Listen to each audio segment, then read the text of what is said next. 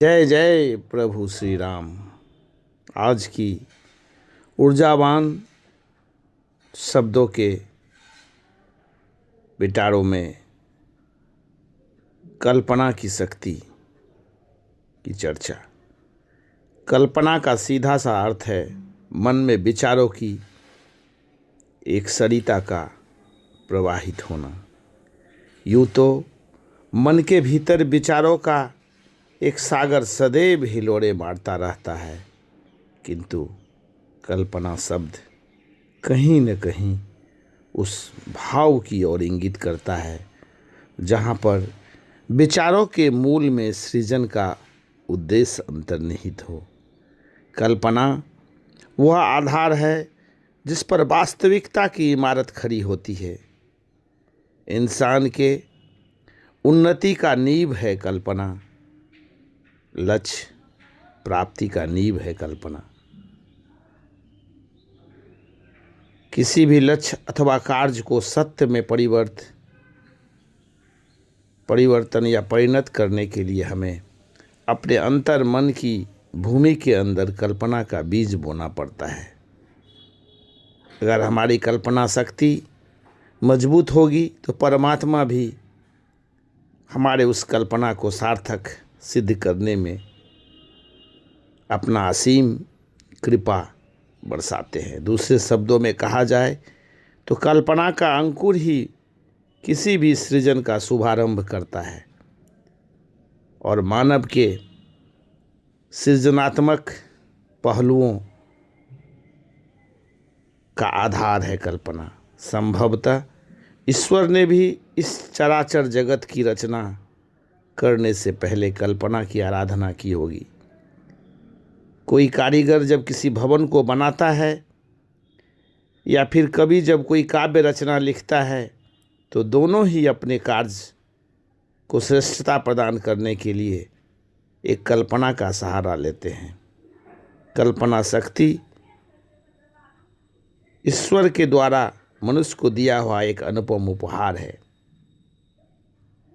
प्रभु श्री राम के नाम का सुमिरन नित्य करने से कल्पना शक्ति में और अधिक ऊर्जा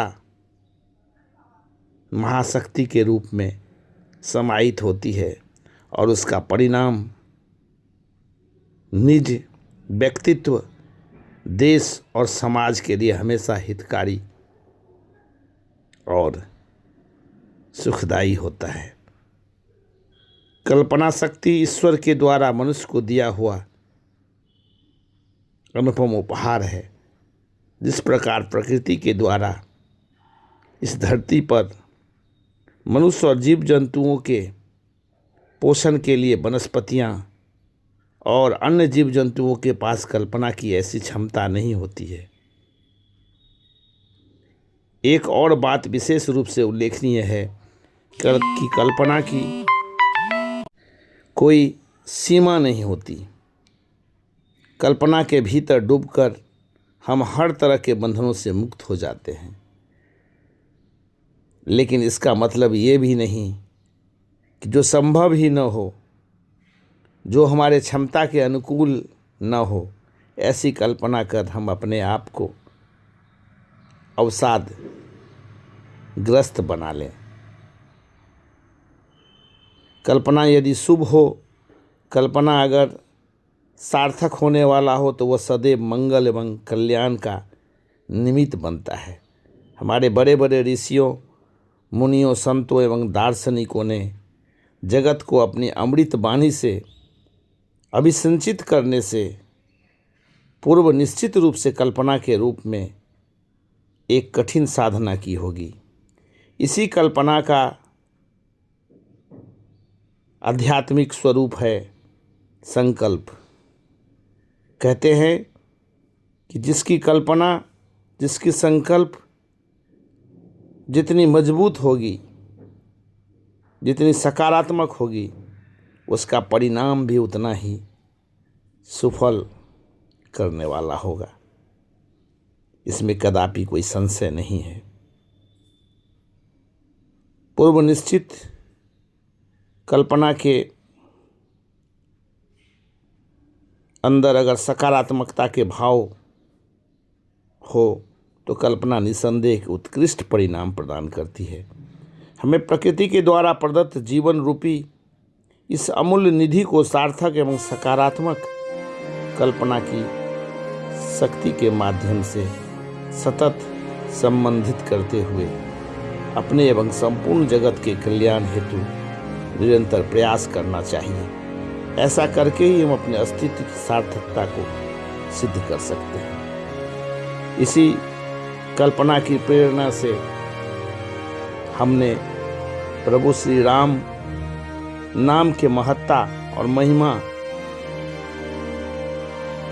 जो सदियों से चलती आ रही है, इस महत्ता, इस महिमा के नए स्वरूप को जन जन तक पहुंचाने के लिए श्री राम कृपामानस महाग्रंथ की रचना तो अवश्य किए हैं। इस रचना के पीछे निहित उद्देश्य है प्रभु श्री राम की अंतिम इच्छा, यानी राम नाम की महिमा